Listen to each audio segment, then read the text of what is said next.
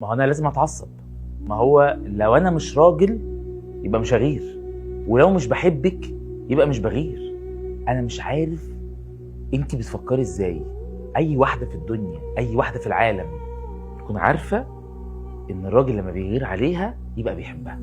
هتقولي ما هم كل البنات كده وهم كلهم لابسين كده وكلهم ماشيين كده وكلهم. انا ماليش علاقه بالبنات، على عيني وراسي، بس انت اللي تخصيني على فكره، انت اللي تلزميني.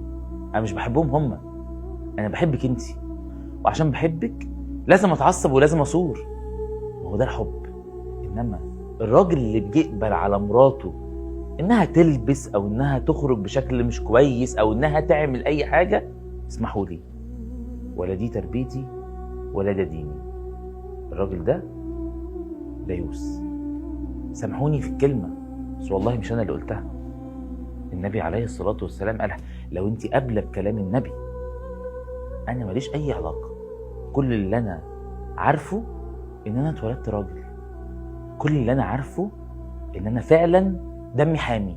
ما اقدرش حد يبص لك واسكت، ما اقدرش حد يعكسك واسكت، ما اقدرش ان انا اشوف حد بيشوف حته من جسمك واسكت، عشان انا راجل وعشان انا حامي.